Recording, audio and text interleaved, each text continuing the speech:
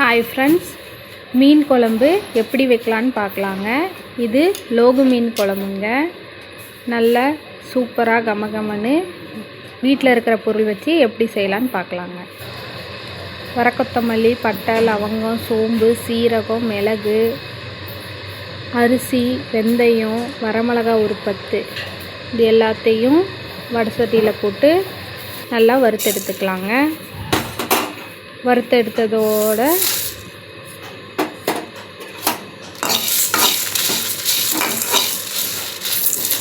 இந்த அரிசி நல்லா பொரிஞ்சு சத்தம் கேட்குங்க, அது வரையிலும் வறுத்தெடுத்துக்கலாம். அந்த மாதிரி அவ்வளோதான் ஃப்ரெண்ட்ஸ். இது வறுபட்டுருச்சு. இதை தனியாக எடுத்து ஆற வச்சிடலாம். அதே வடை சட்டியில் வெங்காயம், தக்காளி, இஞ்சி, பூண்டு சேர்த்துக்கலாங்க. என்கிட்ட சின்ன வெங்காயம் கொஞ்சம் தான் இருக்குதுங்க, அதனால் பெரிய வெங்காயம் சேர்த்துருக்கேன். நீங்கள் முழுசாக சின்ன வெங்காயத்தையும் சேர்த்துக்கலாம். கொஞ்சம் எண்ணெய் ஊற்றி இதெல்லாம் சேர்த்து வதக்கிக்கலாங்க. வெங்காயம் கொஞ்சம் லேஸ் ப்ரௌன் வணங்கினதும் அது கூட 4 தக்காளி சேர்த்து வதக்கிக்கலாங்க. இது ரெண்டும் இப்போ ஒன்றா சேர இந்த அளவுக்கு வதங்கியதுக்கப்புறம்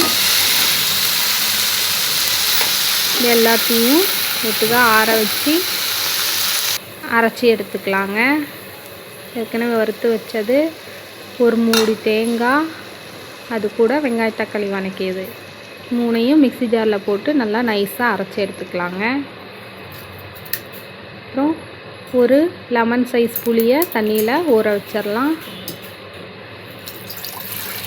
இந்த வீடியோ உங்களுக்கு பிடிச்சிருந்தா லைக் அண்ட் ஷேர் பண்ணுங்கள். மறக்காமல் சப்ஸ்கிரைப் பண்ணிக்கோங்க. கொஞ்சம் தேங்காயோட வறுத்து வச்ச மசாலாவை சேர்த்து நல்லா அரைச்சிட்டு இன்னும் கொஞ்சம் தேங்காய் கூட இந்த வதக்கி வச்ச வெங்காய தக்காளியும் சேர்த்து வதக்கிக்கலாம்.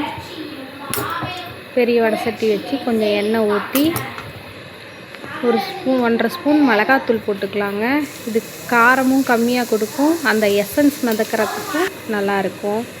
இது கூட அரைச்சி வச்ச விழுதெல்லாம் சேர்த்து தண்ணி ஊற்றி தேவையான அளவு உப்பு சேர்த்து நல்லா கொதிக்க வைக்கலாங்க.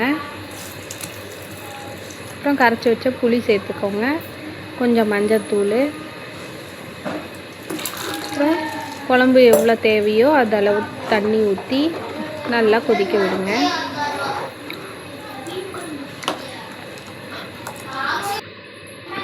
இந்த அளவுக்கு கொஞ்சம் கொதி வரட்டுங்க.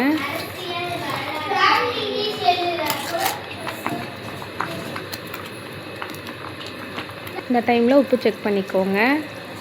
இந்த அளவு கொதி வந்ததும் பச்சை வாசனைலாம் அடங்கினதும் லோகு மீன் நல்லா கழுவி சுத்தம் பண்ணி எடுத்து வச்சுருக்குங்க. அதை ஒன்று ஒன்றா குழம்புல போட்டுடலாம்.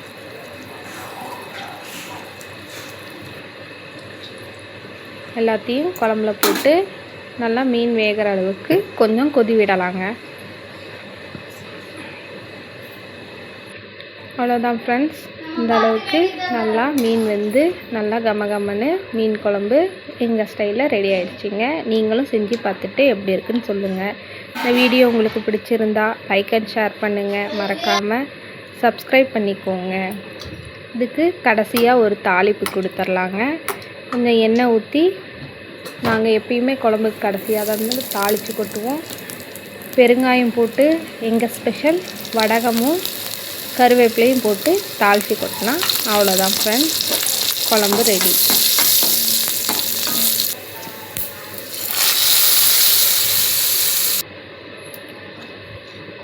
அவ்வளோதாங்க, நல்லா கமகமன்னு மீன் குழம்பு ரெடி ஆயிடுச்சு.